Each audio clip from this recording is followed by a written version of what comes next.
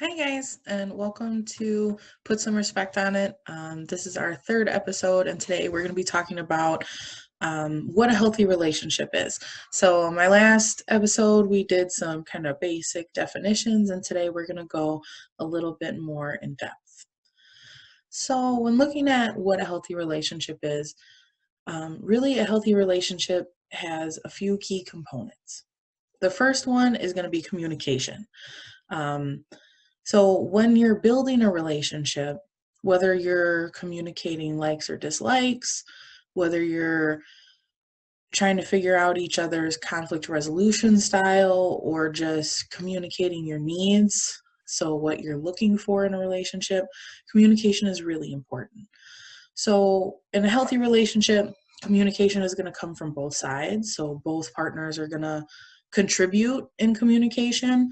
Um, and communication will be open. So both partners are going to feel comfortable enough expressing themselves that they're not holding things back. Um, so being on the same page is very important when we're looking at a healthy relationship. Um, a couple other things that a healthy relationship really needs is trust. And trust is something that is built over time. However, entering a relationship, there should be a basic amount of trust.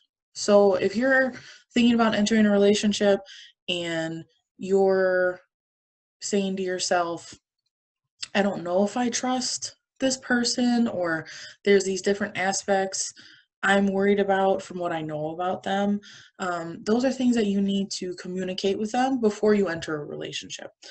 Things that you kind of need to basically hash out. So if you know that this person has a reputation for, having multiple partners or has cheated on someone previously and that's something you're worried about, that's where the communication piece comes in. And you need to feel comfortable enough to go to them and to say, hey, I know that we like each other. I know you want to start a relationship with me. That's something I possibly want to. However, this is what I'm worried about, or this is something that's bothering me. To make sure that there are things put in place that really kind of protect you from that, right? So that's communicated ahead of time to say, here are things that I'm okay with in a relationship, and here are things that are relationship ending for me, right? So, for some people it is cheating. For some people it's lying about things. For some people it's drug use. There's a lot of variables. So really figuring out what you want out of a relationship, what you're willing to tolerate, what you're absolutely not willing to tolerate, and then communicating that to your partner. Something else that a relationship really needs is respect. So I talked about this a little bit in my earlier sessions. We kind of have this idea that if you're just talking to someone and it's not being defined as a relationship, that there's less respect that needs to go into that. I really want to challenge people on that because I feel like that sets up a bad precedent for any sort of relationship afterwards. It gives people this idea that it's okay to be disrespectful, or it's okay to push people's boundaries or do things that they normally wouldn't do if they were thinking this is a relationship and putting that label on it. So your partner's wishes and their feelings have value. Sometimes I see where people be in a conversation and someone's really sharing feelings and trying to communicate, like that something bothered them or they're not getting something that they need. And then their partner is saying, well, I don't care, or it doesn't matter, or you're being crazy, or things like that. So that shows me that the partner who's dismissing the feelings doesn't care. They're like, their partner's feelings and their wishes is not high on their priorities. And I see that as disrespect, because when you're in a partnership, you're supposed to be coming together. You're sharing emotions, you're sharing feelings, you're sharing experiences together. And if one person doesn't care, that makes the relationship one-sided in a lot of different ways. You start doing activities that only the one person likes. You start seeing the friends of only one person, going to see family members of only one person. And then we get into this place where it's really unhealthy. Um, Being supportive. So you guys are going to have different wants, different wishes, different goals, and a healthy relationship really has support on both sides. So that supportive means giving that other person reassurance, making sure that you're encouraging them, um, being there for their goals, as well as them being there for yours. So let's say that you guys are both in sports, and you're in soccer and they're in basketball. That means pushing each other to practice. That means showing up to each other's games when you can. That means saying, like, you really need to go to class, because if you don't go to class, then you're not going to be able to play. Or if you get into this fight, you're not going to be able to play. And sometimes that's uncomfortable, right? We get into this space where we don't want to tell our partners what to do or give them advice in that aspect. But I think when someone is going against their own goals and starting to make decisions that really aren't supportive of what they want for themselves, that's where the support piece comes in as being in a relationship. To say, I know that these are things you want. I know that you want to be on the basketball team. I know that you want to go to college. I know that, you want to graduate, and you're not doing things that line up with that. So how can I help, right? As your partner, how can I be supportive of that? A big one is respecting each other's privacy. So even though you guys are partners, you're in this relationship, there should be trust. There should be respect. You guys are both individuals.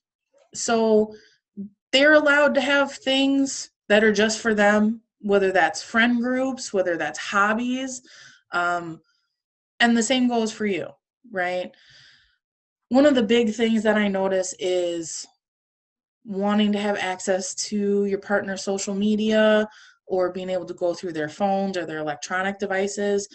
And we'll talk about that a little bit later on in our unhealthy behavior section. But I wanted to touch on that here because in a healthy relationship, if you have that trust, if you have the communication, and if you have respect for your partner, you're also going to respect their privacy. So you're not going to cross the line of needing that information in order to feel comfortable in your relationship.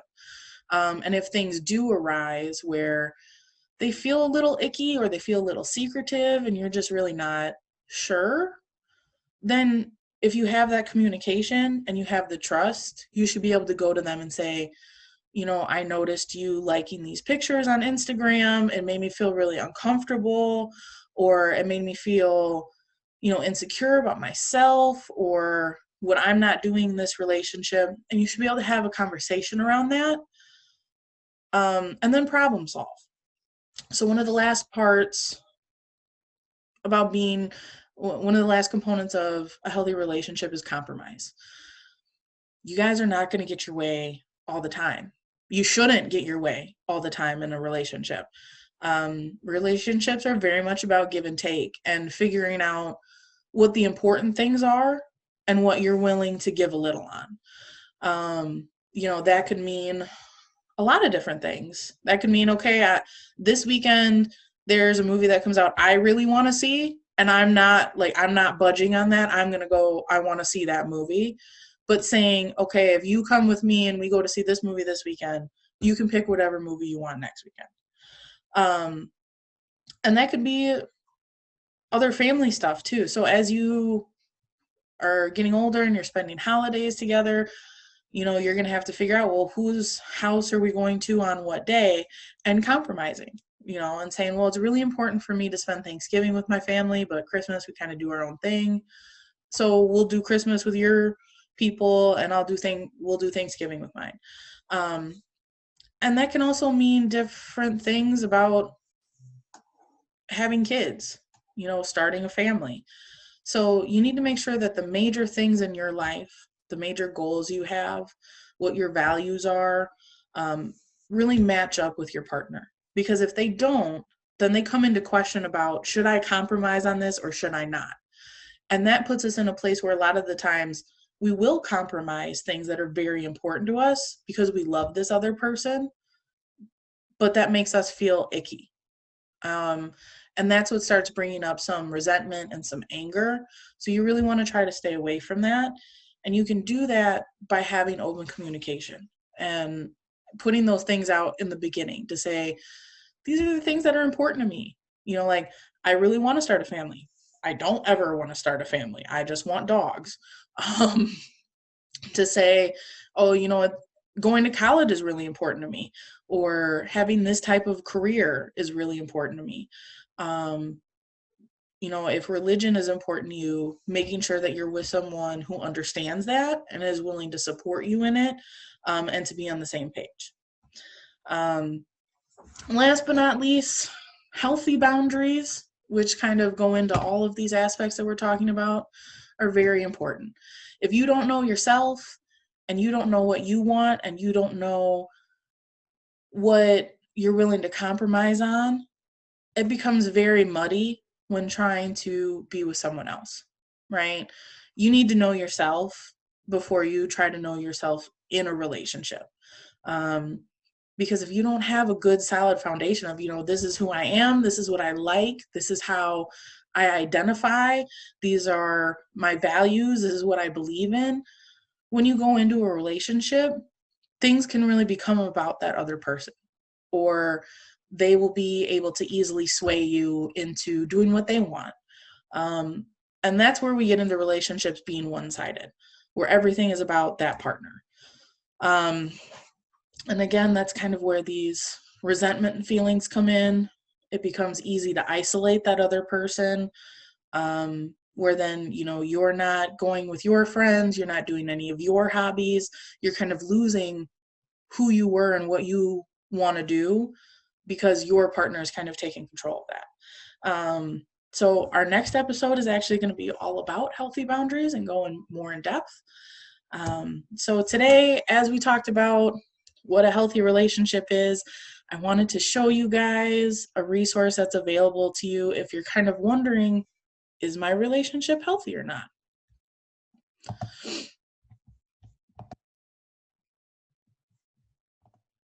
So this is on the Love is Respect website. So that's loveisrespect.org. And I will have this link will be listed in the bottom of the video. So this is basically a quiz that you can do. It is interactive. So if you have time and you want to click on it and go through it, please do. I'm going to pull it up in the PDF. That way we can look at all of it together. And this is something that I've used quite a bit when I'm just wanting people to kind of check in with themselves and figure out, what's going on. Sometimes when we're in a relationship, it's really hard to tell whether or not things are healthy because for us, they're normal at that point in time. Whatever is going on is just our everyday, right? We get used to it. So this, I think, really helps us kind of look and say, is it really? I might think it is, but if other people are telling me my relationship isn't healthy, or my parents are noticing things that they don't like, or my friends are noticing things that they don't like, or, sometimes I just don't feel good in my relationship, this might be something that's worthwhile to check out and kind of see where you stand. So you're able to do this on your own and really go through this list of questions. It's like one of the things that we talked about with communication says on here, likes to listen when I have something on my mind. So making sure that you are being supportive and listening to your partner. Is very supportive of the things that I do, encourages me to try new things, likes to listen when I have something on my mind, understands that I have my own life too. So going back into what we talked about being autonomous, right? That means that you guys are each your own individuals. So you have your own lives, your own experiences, your own friend groups that you bring into a relationship. And and making sure your partner understands that that's okay. For you to have your own things, your own things that you like, your own friend groups, that's all okay. And that's really healthy because it really rounds you out when we come into having a good, healthy relationship. So that's what I wanted to share with you guys today. So this has been episode 3 of Put Some Respect in Your Relationship. Look out for our next video that's talking all about healthy boundaries. As always, please like and subscribe. There's also the survey in the bottom. If you have any questions or any topics you want me to talk about, please click on the link for that survey and fill it out so I can start including some of that in these videos.